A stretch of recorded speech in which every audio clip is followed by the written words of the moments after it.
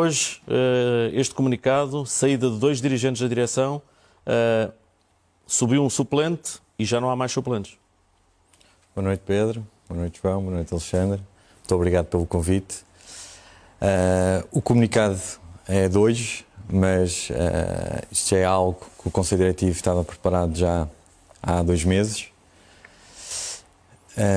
Estamos a viver a maior crise dos últimos 100 anos. Está a ser afetado não só o clube, mas também as empresas, as famílias. Estes 2 elementos do Conselho Diretivo são 2 elementos que deram muito ao clube. São 2 empresários e, tal e qual como outros colegas do Conselho Diretivo, não são remunerados, nunca ganharam um tostão no clube.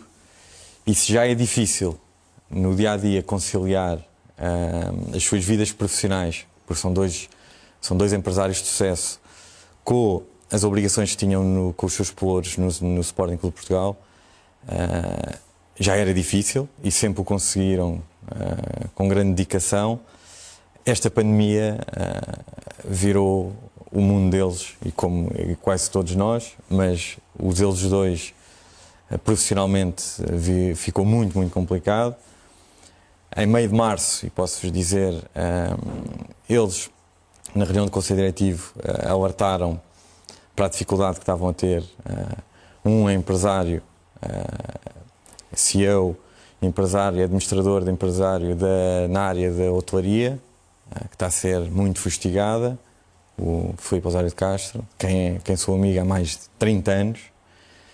E o Raim tem um grupo empresarial, onde é administrador das suas empresas e atua muito nos mercados dos Emirados, em África, e que está a exigir a sua permanência quase fora de Portugal para ajudar as suas empresas a ausentar-se praticamente do país. Estas pessoas têm responsabilidades, têm administradores, sócios, que exigem o compromisso da presença deles num momento muito difícil. Eles tentaram, durante estes 2 meses, e o caso, por exemplo, o caso do Filipe, estava com um dossiê extremamente importante e terminou, exatamente, ele não queria sair antes de terminar, um projeto com a EDP, onde vamos tornar muito mais eficiente a parte energética do estádio, da academia, do pavilhão, onde vamos ter um Sporting mais eco-friendly, mais green, onde vamos ter cerca de uma poupança de 180 mil euros ano. Isto foi um projeto que ele não quis. Assinámos lá, oficialmente vai ser conhecido esta semana, mas foi assinado há 2 dias, 3 dias. E estas pessoas tentaram aguentar durante 2 meses. Havia uma possibilidade de ficarem apenas formalmente ligados, mas obviamente que isso não é a nossa forma de estar, nem lhes podíamos pedir isso, porque o Conselho Diretivo exige aprovamento de orçamentos, de responsabilidades, e eles não estando já fazendo parte no dia-a-dia, não seria justo fazer isto. E sei bem o que lhes custa ter tomado essa decisão estava tomada há 2 meses, foram preparando a saída e a preparação da passagem das pastas, mas o momento é muito complicado, Mas em termos diretivos, fica composto o Conselho Diretivo? Não precisa de mais ninguém? Não fica mais ninguém. Não. Já havia, como lhe digo, isto foi preparado acho que foi desde início 10, 12 de março, por aí. Eles próprios, em pleno, foram de grande transparência com o Conselho Diretivo e disseram as dificuldades que estavam a ter. Iam ver como é que seria o próximo mês. As coisas foram-se piorando. E de facto nós estamos a sair agora da crise sanitária, mas estamos a entrar realmente no furacão da crise económica e financeira. Já lá vamos a isso. Dos últimos dias há também questões importantes relacionadas com os jogadores, não é? Queres começar tu, João? Posso. A juntar aqui 3 no mesmo bloco? Sim, soube-se que agora que o Sporting de Braga também atento ao que se passou na transferência de Bruno Fernandes e à reclamação da Sampdoria, quer deixar preto no branco que tem 20% do passe de Bataglia. Sabemos que o entendimento do Sporting é outro. Já começou a falar com o Braga sobre essa matéria? Não, eu falei com esse assunto já. Pode-se juntar aqui os assuntos de Bruno Fernandes e o William também?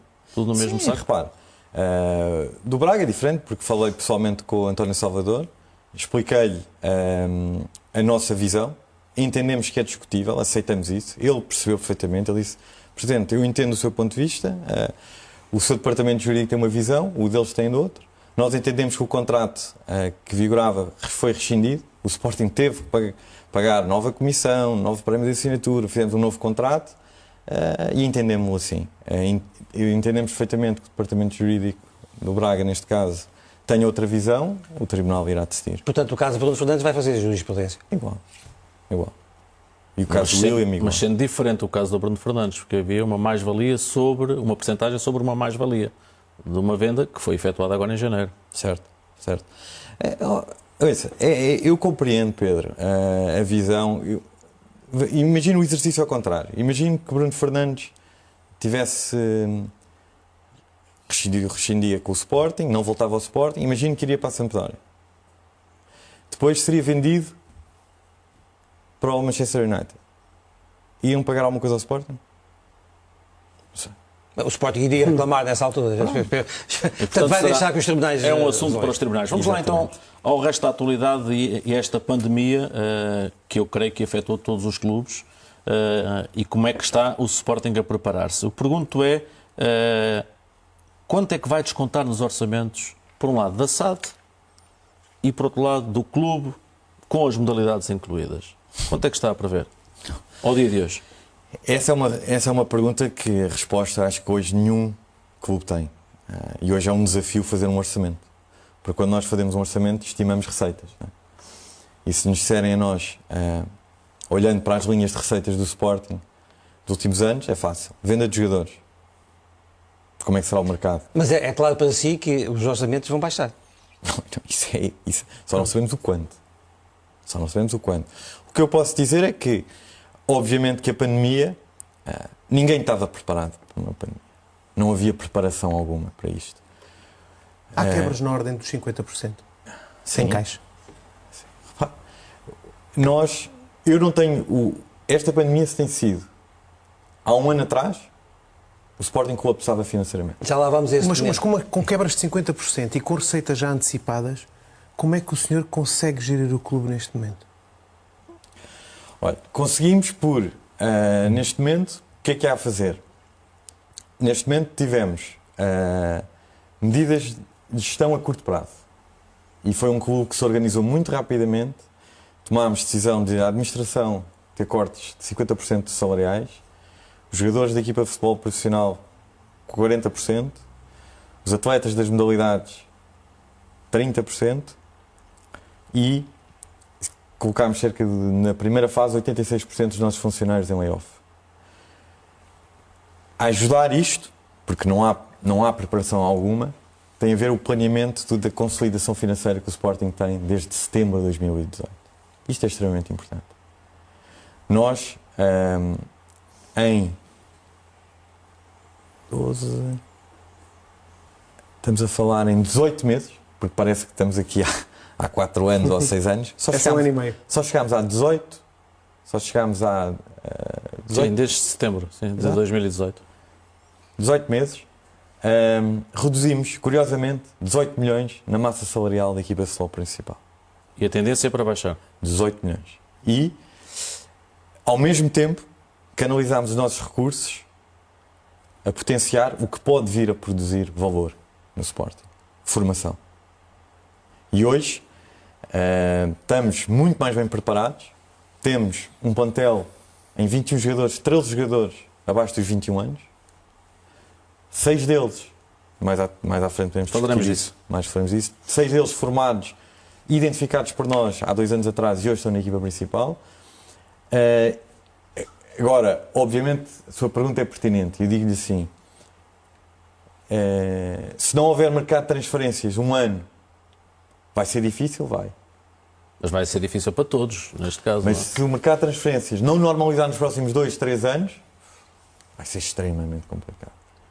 Por exemplo, a nível todas as linhas de receitas, mercado de transferências, está comprometido? Seriamente. Nessa rubrica, quanto é que o Sporting teria que fazer este ano? Depende. Obviamente nós tínhamos, depende também do investimento que iríamos fazer na equipa A, Nós tínhamos um desequilíbrio financeiro, um desequilíbrio muito acentuado quando chegámos ao Sporting, muito acentuado. Corrigimos isso, Obviamente que eu gostaria de ter, se fosse possível, como digo, há um ano atrás o clube colapsava, daqui a um ano estaríamos ainda melhor, mais bem preparados para esta pandemia. Agora, o que assusta é isto, é de facto, vamos começar uma época, primeiro vamos terminar uma época à porta fechada, isto já vai trazer logo custos. Vão indemnizar os sócios que... Fomos o primeiro clube. Exatamente, porque nós temos que respeitar os sócios que compraram Gamebox. Estamos a falar, vai haver 10 jornadas, dos quais 5 em casa, que os sócios não vão poder ver. Para o ano, não saberemos qual a lotação que o estádio pode ter. Será um quarto, um quinto, um sexto. Mas prevê um cenário de indemnização ou descontar, por exemplo, no próximo ano? Vamos fazer vários planos e, obviamente, a última palavra será dos sócios.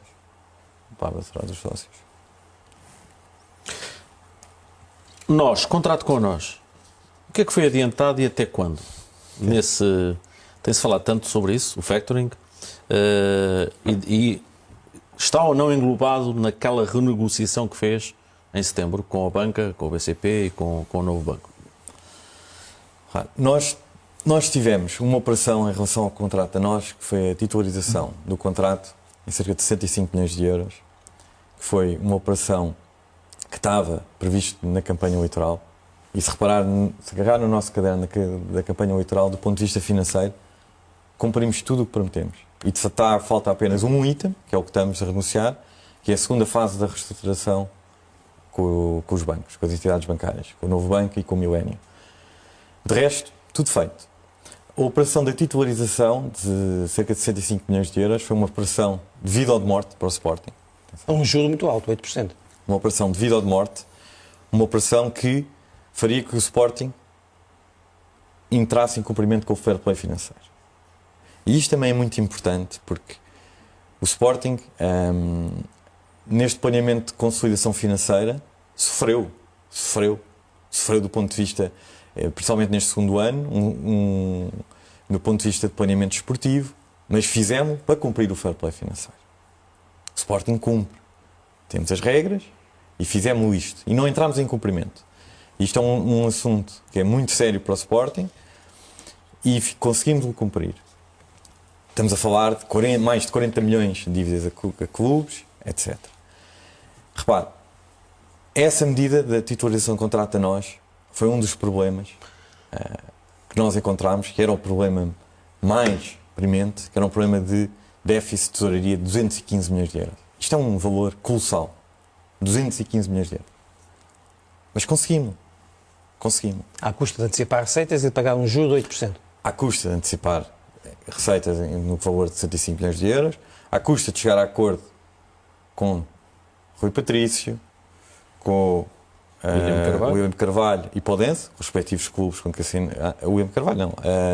Gelson e Podense, à custa de venda de ativos, e aqui temos que relembrar que o Sporting, durante anos se dizia, e crescemos, pelo menos eu, que o Sporting produzia muito bons jogadores, mas vendia mal. Eu via sempre ouvia que os rivais é que sabiam vender jogadores. E de facto, quando olhamos para esse prospecto, para esse documento que o João tem em cima da mesa, que é um documento que para mim muito importante, enquanto sócio, porque para mim, se eu dissesse a melhor qualidade desse documento é a transparência. Transparência para o sócio do Sporting. Como estávamos, como estamos hoje e onde queremos estar e como queremos chegar lá. E de facto, quando olhamos para um passado, porque eu sei que existe, muita gente fala, mas eu gosto de factos, eu gosto de números, porque é o que fica na história. Mas vamos lá aos factos, os números. E quando olhamos para nestes 2 exercícios, de setembro de 2018 até o último mercado de verão, entre receitas, estou a falar de vendas líquidas de compras, o Sporting realizou mais do que no acumulado dos últimos 10 anos. Sim, mas também perdeu, eu diria que os melhores jogadores, Bruno Fernandes, William, Rui Patrício, Gelson. Certo. Estamos a falar dos melhores jogadores que o Sporting teve nos últimos anos também. Não é? Mas tivemos que o fazer. e fizemos a segunda maior venda da história do futebol português. Mas essa melhoria financeira, há muita gente no Sporting que acha que foi feita à conta da equipa, também um bocadinho da equipa de futebol, ou seja, a saída de base de Óstrio e outros jogadores que tornaram a equipa um pouco menos competitiva. João, quem me dera a mim chegar aqui e dizer assim, olha, eu tenho a solução para resolver um problema de tesouraria de 215 milhões, mas atenção, não vou perder competitividade desportiva. Quer dizer o quê? Quer dizer que ainda vou conseguir, além extremamente difíceis, mas foram fundamentais para conseguir esse ano. Mas, a seguir a isso, ainda, operação, titularização de contratos. Já lá vamos ao documento, mas já que está a falar no grande negócio do Rui Patrício, explique-nos que nunca percebemos, aquele jogador chinês, o Wang, que nunca ninguém viu e que veio por 2 milhões, faz parte Não veio por 2 milhões. O Wang vem no âmbito de uma parceria, repare. Ele nunca jogou em lado nenhum. Não. O Wang, vamos ver, o Sporting, das três rescisões, Rui Patrício foi a mais difícil. Mais difícil. Porquê? Primeiro, porque era que estávamos com a corda na garganta, tínhamos um empréstimo obrigacionista que nós não sabíamos, tínhamos que o conseguir fazer em 2 meses. Na verdade, conseguimos 26,5, que foi comatado o resto com a venda do Rui Patrício.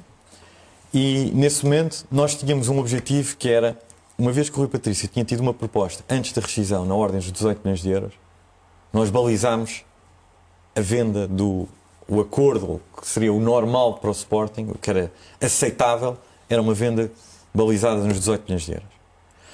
Foi um negócio muito complexo, onde, repare, a Gestifoot, o Sporting devia muito dinheiro à Gestifoot. O Sporting na altura dizia o Rui que não. Patrício, na altura dizia que não, sim. E, portanto, o senhor reconheceu que sim.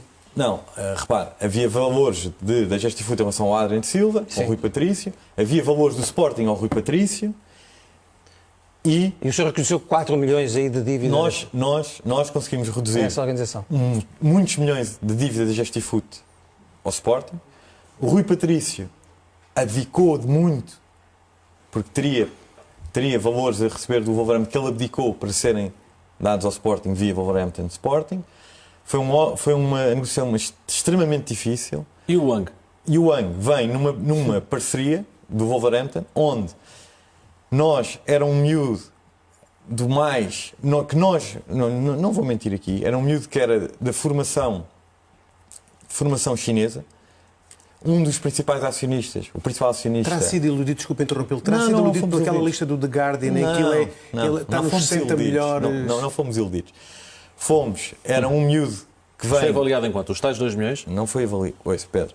O miúdo vem, é do principal acionista chinês do Wolverhampton, por acaso tem vários investimentos em Portugal, era o miúdo mais talentoso e mais promissor, e nós entendemos, nesta parceria com o Wolverhampton, pôr o miúdo a rolar um ano no Sub-23, seria uma hipótese de abrir mercado para o mercado chinês, que sempre ficou...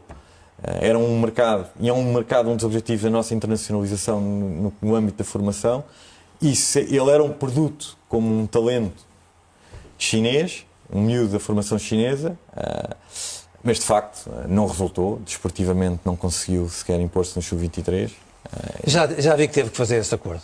Deixe-me dar Teve que incluir. Mas não esclareceu quanto é que descontou pela sua inclusão. É que ele hoje nem no Granholer, sequer que é isso, Sim. joga em Espanha, Em Espanha. no 3º escalão. Foi, como lhe digo, foi um negócio extremamente difícil, foi um negócio devido ao demora para o Sporting na altura, e que se calhar se tivéssemos ido a tribunal como aos outros, que já tínhamos perdido. Está percebido. Nesta via, ainda estamos aqui nesta pandemia e do impacto. Aquele recente, vou chamar-lhe proximidade, aquela ida a São Bento, estar perto de Pinto Costa, de Luís Filipe Vieira, também do Presidente da Federação, do Presidente da Liga, mas mais de Pinto Costa e Luís Filipe Vieira, é uma proximidade real ou circunstancial? Olha, eu primeiro está a falar desse evento, dessa reunião, acho que falo em nome do Sporting, mas certamente em nome, neste caso também do Benfica, do Porto e do futebol português. o papel fundamental que a Federação teve, e no caso, e aqui em nome pessoal do Presidente Fernando Gomes, onde nós tivemos uma reunião primeiro entre videoconferência, onde nada se soube, entre os 3 presidentes e com o Fernando Gomes e Tiago Craveiro, onde nós expusemos a nossa preocupação do futebol português enquanto futebol produtor e exportador de talento, mas onde a principal, se calhar, linha de receita do futebol português, Benfica, Sporting e Porto, vem da venda de jogadores. E deparámos-nos, para além do problema das operadoras, etc. E, de facto, na altura, Fernando Gomes ouviu-nos e disse, bem, eu penso que seria, se calhar, de grande utilidade tentarmos chegar ao Primeiro-Ministro e vocês, a Federação, enquanto mãe do futebol português, mas juntamente os 3 grandes, e aqui tínhamos também o pedido de todos os clubes da Primeira Liga que tinham pedido aos 3 grandes para se nos juntarmos e defendermos o futebol português. Foi o que fizemos. Mas aqui, de facto, passado uma semana, o Presidente Fernando Gomes informa-nos que iríamos juntamente com ele e com o Tiago Craveiro, ao Primeiro-Ministro, onde estaria o Ministro da Economia, o Ministro da Educação, o Secretário de Estado, o meu colega, o Secretário de Estado da Saúde. Foi, pelos vistos, um momento histórico, não é? E eu... Não o vê assim, como tem sido um momento histórico? Foi, infelizmente é um momento histórico. E digo infelizmente por uma razão. Eu não tenho que ser amigo do Presidente do Porto, nem do Presidente do Benfica. E muito menos podemos esquecer as rivalidades. Porque as rivalidades fazem parte do futebol. Mas, de um ponto de vista da indústria do futebol, é uma loucura Sporting, Benfica e Porto não estarem alinhados pelo menos em 80% da visão do futebol português. E estou a falar porque se não houver essa visão dos 3 grandes, e não estou a falar agora de rivalidades, nem de coisas... Nem de jogadores, nem dessas coisas. Nada, nem de processo de justiça. Estou a falar à parte do ponto de vista empresarial da indústria do futebol. Porque nenhuma indústria, seja das telecomunicações, seja da aviação, se não estivermos alinhados na base... Mas para alguma coisa isso nunca foi possível nos últimos anos. Sente que há aqui a possibilidade de um outro entendimento para o futuro? Aqui houve certamente mais que houve uma necessidade. Não é? Houve uma necessidade. Porque aqui os clubes sentiram-se de um dia para o outro com as suas receitas completamente cativadas. E agora? Uns mais que outros, porque alguns não descontaram nada aos seus atletas. Um pelo menos. Não sei. Enfim. Não sei. Eu sei da minha casa. Outros saberão das suas. O que eu posso dizer é que realmente houve aqui o que levou a Sporting, Benfica e Porto estarem juntos naquela sala, foi sem dúvida a necessidade de lutar pela indústria do futebol. E esta luta pela indústria do futebol tem que ser contínua durante o ano, apesar das divergências. E os seus homólogos têm a sua linha de pensamento? Saíram de lá os 3 com essa linha? Sei, eu falo por mim, eu acho que o futebol português tem que ser muito mais bem tratado. Temas como a violência, temas como a defesa do espetáculo, como reformas do futebol português. Mas eles querem isso também. Eu espero que sim. Eu entendo que tem que haver reformas sérias do quadro competitivo. Revê-se naquele documento de Fernando Gomes, de reformas do quadro competitivo. Eu não entendo. Eu acho que a Primeira Liga tem que urgentemente reduzir para 16 equipas. Então já é mais à frente. Mais à frente, se quiser eu vou mais à frente. Ou seja, mas eu acho que isto não é ter um play-off, por exemplo, também? Não, eu acho que não. Eu acho que não é necessário um play-off. Mas eu acho que as equipas têm que ser muito mais protegidas, têm que aumentar a competitividade do futebol português. Temos que olhar para o que é que se fez lá fora, os recintos, o estádio. Temos que ter menos equipas, mas com melhores condições. Temos que ter pessoas que queiram pagar um bilhete, mas tem que estar num estádio onde haja uma cadeira, não chove em cima deles, não haja agressões, não haja violência. Ou seja, e se os 3 grandes não estiverem alinhados neste diapasão, não se faz nenhuma reforma à série do futebol português. Nenhuma. Com muito boa intenção que tenha um presidente da Liga e um presidente da Federação. Se Sporting, Benfica e Porto não estiverem alinhados, como é que vamos valer mais? É isto que temos que pensar, nós temos que valer mais. O que é que não podemos ter? Primeiro, violência.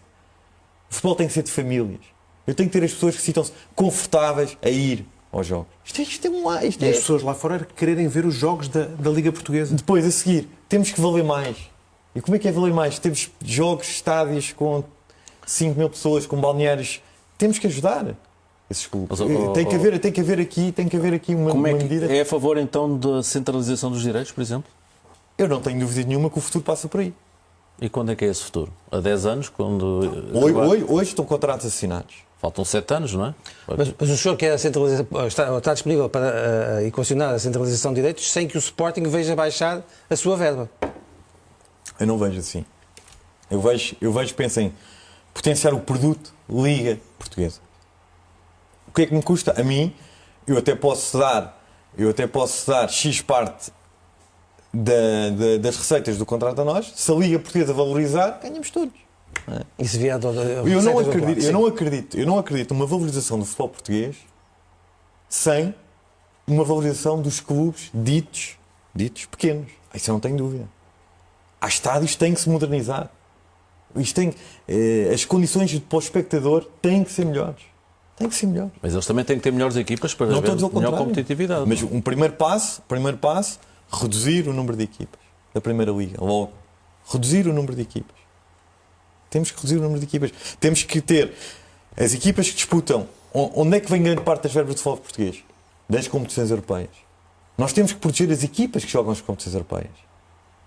Qual que seja Braga, seja Guimarães, seja Benfica, a falar do seja calendário, Porto, neste seja do caso. calendário. Nós temos que proteger. Nós não podemos ter um calendário de 34 jornadas onde temos muito pouca competitividade, se calhar, nas últimas 8 equipas. Faz sentido a Taça da Liga? Com 34 jornadas, não. Digo-lhe que não.